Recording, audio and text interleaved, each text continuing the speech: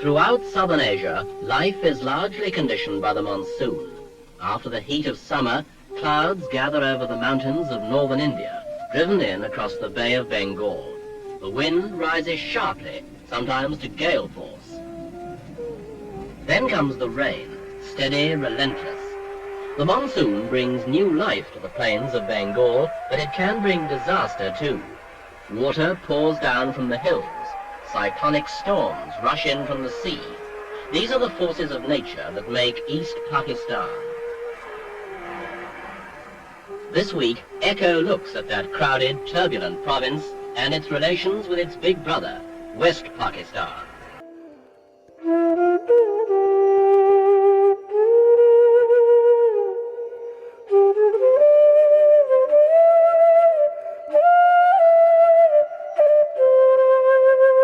This was the toll left by one of those cyclones. A tidal wave swept over the low-lying islands of the Ganges Delta last November. 3 days later, the survivors, threatened by cholera and typhoid, were starting to bury their dead. Officially, the tally was about 200,000. It may have been 500,000. When the water covered the crowded islands, there was nowhere to go. The rice crop was left a sodden mass as the floods receded. The people were homeless, hungry, and short of fresh drinking water. Only a helicopter could reach them. But helicopters were desperately hard to come by at short notice. Relief supplies poured into East Pakistan when the news of the disaster reached the outside world. The problem was to get them to the people quickly. The difficulties were immense, but the people of the eastern province blamed their own government far away in the west for the delay.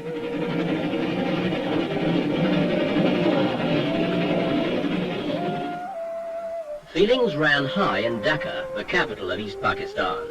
It is a city of about 500,000 people, Bengalis, very different in language, outlook and culture from the West Pakistanis.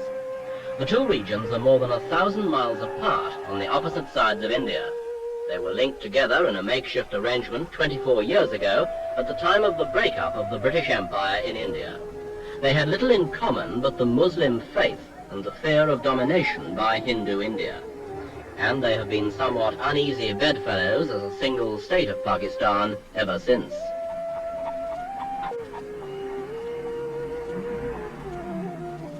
It took the general elections of last December to reveal the depth of this feeling.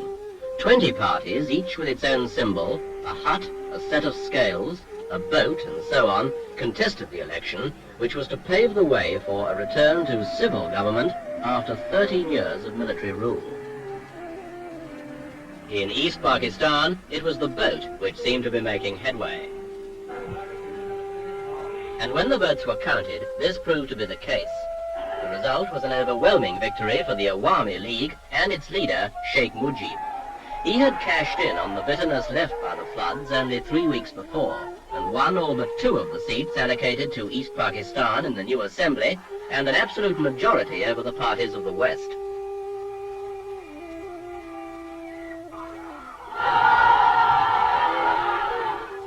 The magnetic Sheikh Mujib's 6-point program, which he has said he will defend at gunpoint if necessary, includes freedom for the province to handle its own taxation and make its own foreign trade and aid agreements.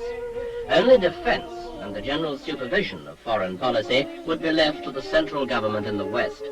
It amounts to virtual self-government for the East.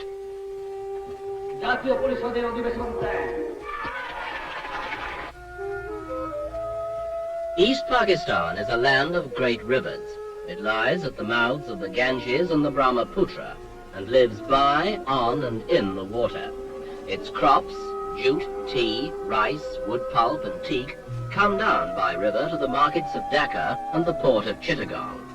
Fish is a large part of the people's staple diet.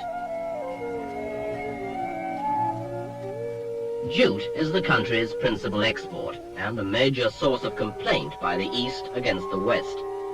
For the people of the East say they are making a big contribution to Pakistan's foreign currency earnings, and that the West is taking the profits. Many kinds of fruit grow well here. Bitter gourds, bananas, mangoes, pineapples, and mandarins.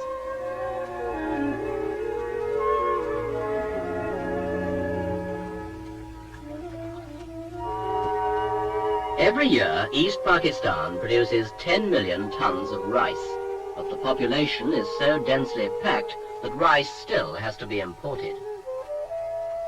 Inland, tea is the most important crop. Tea bushes will not grow in standing water or survive frost, but they do well on the lower slopes of the hills that border Assam. None of this, however, does much to raise the standard of living of one of the poorest peoples in the world. Religion is the common bond between the two wings of Pakistan. Great mosques in the principal cities of East and West bear witness to the fact that the Muslim faith has held sway there for many centuries. This one in the West, the Badshahi Mosque in Lahore, claims to be one of the largest in the world. Muslims flock there to pray. Visitors of many nations and creeds go to admire its superb architecture and decoration.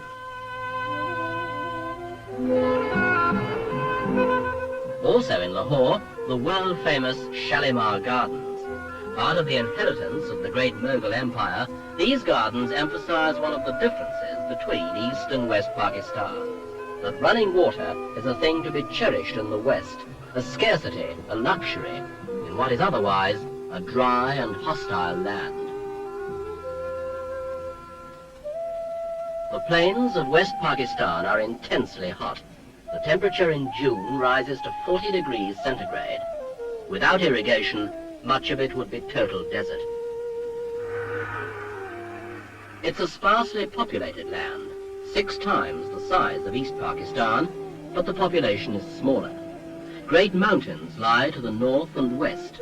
Roads are few, and transport is sometimes perilous. The way up to the Khyber Pass, the ancient trade route through the mountains to Afghanistan.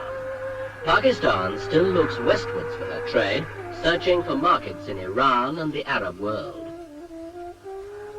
The people of this tough frontier country have a long warlike tradition, and it is here, among the Pathans, that Pakistan finds many recruits for her army. East Pakistan resents this domination, and resents paying for it. Pathans and Punjabis have formed the backbone of the army since the days of British rule, and they still do. Not long ago, another ancient trade route was reopened through the Himalayas to China. The Pakistan government, implacably hostile to India, has good relations with its other powerful neighbor, Communist China. Only the Chinese might stand to gain if East Pakistan broke away from the Western Wing or collapsed into anarchy.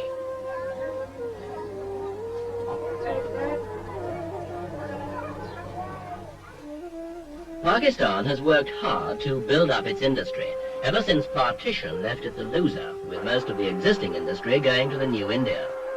It is another Eastern complaint that most of this development has taken place in West Pakistan, leaving the gap between the two wings to widen still more. Wages in Karachi are not very high, but they're higher than Dhaka's. New industries flourish. Steel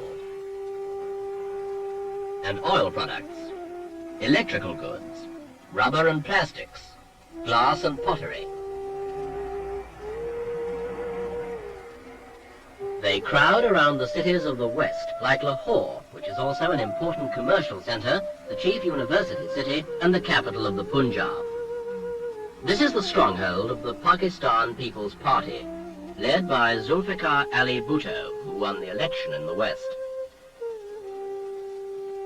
Without some prospect that he and Sheikh Mujib can agree on a constitution, the military ruler, President Yahya Khan, admits that he can't see his way to hand power over to an elected government. Well, the country is being run by one man's will, martial law on the land. And unless they make the constitution, I'll pass the sovereignty to them. Until then, one man's will is there. That's true. Now, as President Yahya Khan's army imposes martial law on East Pakistan, the gates of industry, government and education are closed. Economic and civil life has come to a standstill. The streets of Dhaka have echoed with gunfire as soldiers seek out members of the Awami League, now outlawed. The university has been shelled and burned, but none of the root problems have been solved. and the people of East Pakistan are not likely to forget them.